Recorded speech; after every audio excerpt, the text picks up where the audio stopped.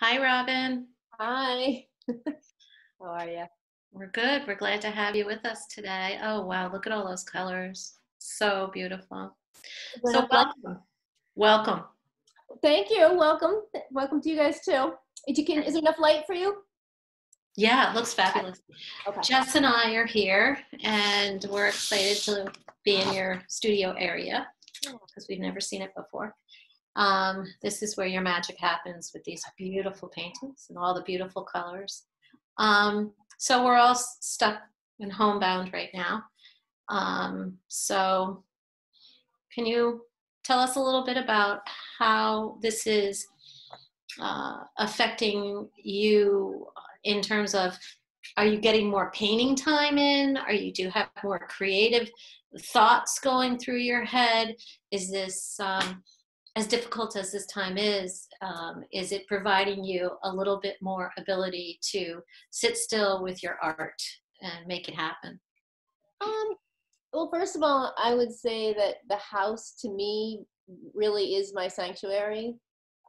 So I don't care if I never go anywhere else. After what we went through to build it and design it and all that kind of stuff, it's good for me to be here. So I'm glad that I can paint in the house. And the light is good, so I always feel like it's just a comfortable place for me to be. And as far as creativity, yeah, I live in a kind of farmy area, and whenever I go walking, I mean, maybe you see a picture of a goat or so behind me, but whenever I go walking, I see the farm animals and stuff, and that inspires me to want to paint them, and also to want to try some landscapes, which I haven't really done many of.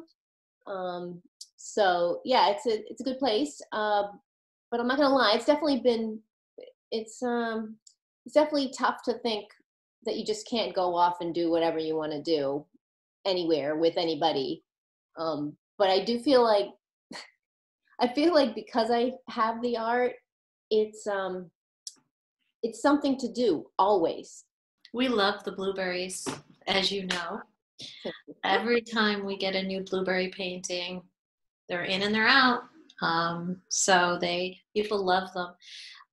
I've always had a few questions, and I don't know why I've never asked you. Probably because we never had the time. Are all always moving so quickly. But can you tell me what was the inspiration? Like, when did you decide that not just the blueberries, but you do a lot of food art? When did you decide that that was going to be, really something that you were going to specialize in? And Um, a long time ago, I went to a MOFGA, the Common Ground Fair, in the fall, and it was before I was really getting into painting, but I remember seeing all of the displays of the vegetables and stuff and thinking, God, these are gorgeous. And I was taking all these pictures, I mean, tons of pictures, and I have tons of pictures on my computer. I always use as inspiration. Someday it's going to fill up, I'm sure, but that's kind of what struck me for just vegetables. And as a kid, I really didn't love vegetables that much, and you didn't have as much access or as much awareness about really healthy homegrown vegetables. You got, canned vegetables or frozen vegetables or whatever. So they didn't really thrill me until I saw them at this fair, and they were so beautiful. So that's, first of all, what inspired me to do them. But then as far as blueberries specifically, I was in Belfast and I saw another artist who had painted like an open top blueberry pie, and it was so pretty. And I thought, I wonder if I can try something like that. Maybe I'll try fruits too instead of just vegetables. And I don't know what year that was, but it was at least as far back as 2012 and maybe like 2008 or something. Um, and I did, like, I think blueberries in a container or something, and I was having a show at the Beach Bee Bakery in Kittery, one of my favorite bakeries. Um, and people just really liked the blueberries, and so I did a couple more, and they kept selling. And honestly, I really didn't think I'm going to start focusing on blueberries until a friend of mine said, "You dummy, why don't you just paint what people buy, and it's the blueberries?" And I'm like, yeah, you're kind of right. So I started focusing on them more. And, you know, I go through phases where sometimes I'm like, oh my God, not another blueberry.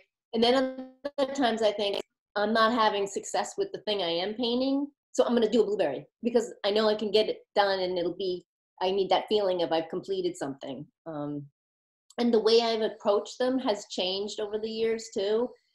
Honestly, I started out just trying to paint them freehand, you know, circles freehand, not exactly easy. And my husband would be like, aren't blueberries supposed to be round? And I'm like, yeah, I'm trying. But then it occurred to me, hello, why don't I use a circle template to make some of these blueberries? So, you know, that really helped. But it wasn't even just the circles. It was adding more tone to them. And that was something that you, Jen, kind of encouraged me to do because I hadn't really thought about it much. I mean, I was trying to put highlights in, but I wasn't really thinking about adding a lot of color.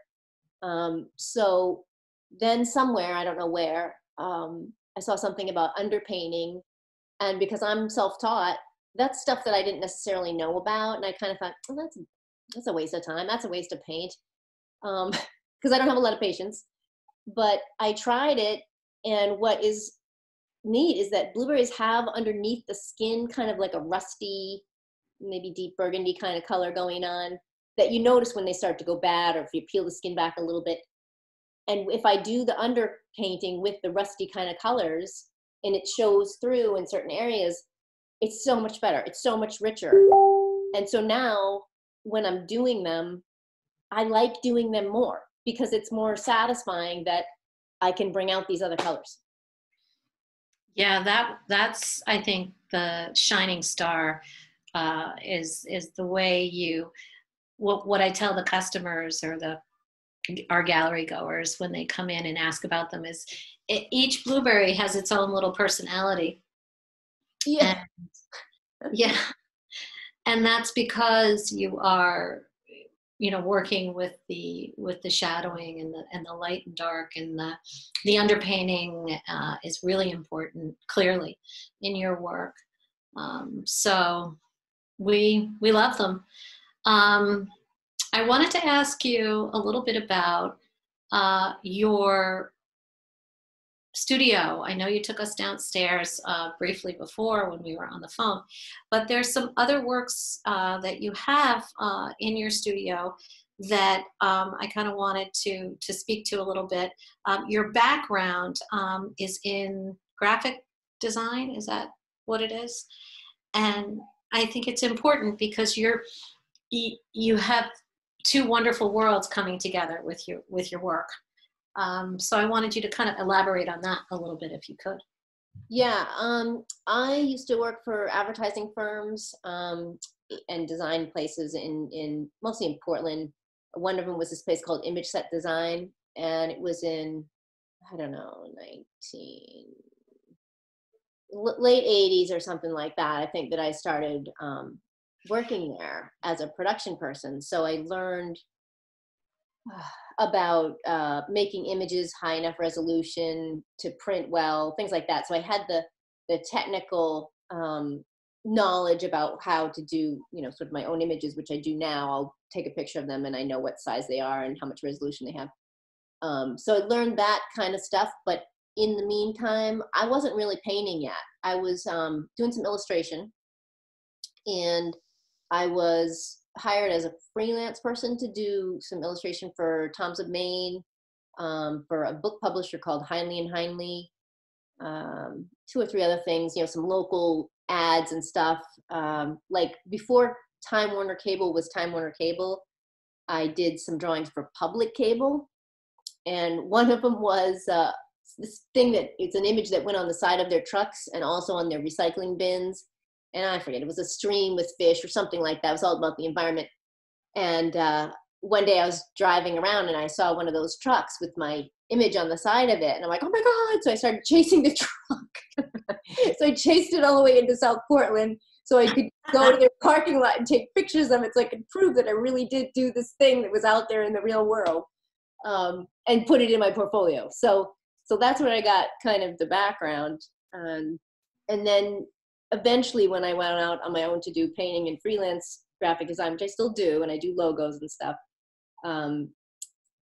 that graphic thing still, you're right, it does still follow me. In fact, let me grab this one painting. This one is one that I'm hoping to submit to the Common Ground Fair for their t-shirt contest coming up. So, you know, that's way different than the blueberries, but those kinds of things that are more graphically oriented, they're still in me, and I still have to do them. They're just a totally different sort of look than what I'm going to call fine art. So it's nice that you're able to kind of cross back and forth. it helps me, yeah, because sometimes I need a change. I get bored or frustrated, or I'll have an idea that it sounds gross, but it's almost like throwing up. You have to get that idea out and do the thing, whether it's build something, design something, paint something, sculpture, whatever. Once you get it out, then it's okay. But it's almost like, I don't know, you just have to do it. The names are really important. As confusing as I get sometimes when I'm writing checks to pay you and things like that. I'm like, what is this? Beyond whatever, Beyond Blue. I get confused. But can you just, as sort of to wrap up here, can you just give us a half a dozen names that you've used in the past of the blueberries? Because I love the names. Hankering for the Blues. I know that we sold that one. Yep.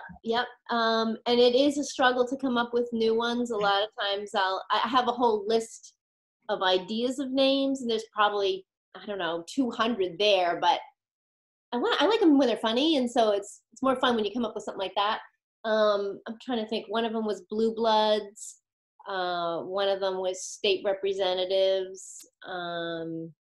High Bush Blues. I've got one that I've painted that hasn't been out there yet called August Azurites. I mean, I'm looking up words for blue on the computer, Yeah. Cielo, your lapis, azul, whatever. People absolutely love the names. So, that is, is part of it when we're talking about you and the painting and the name. It's wonderful. So thanks for being with us today, Robin. It was really nice to get into your beautiful home when you showed it. I was with you from afar when you were building this place, so I remember. Yes. And thank you for your patience during that process. Oh, gosh. I knew it was going to be a masterpiece. It's amazing. It really is beautiful. Thank you. So here's to all of us as we continue our journey here in I guess it's quarantine, and and we have beautiful things to look at, though. So we're lucky that we're artists. Thank you. We could talk. I'm glad we figured out the technology part of it, because that's not my forte as an artist. Thanks to Jess for that. Yes, exactly. Yeah. All right, love. We'll talk to you soon. Have a great day. Okay. Thank you. You too. Bye.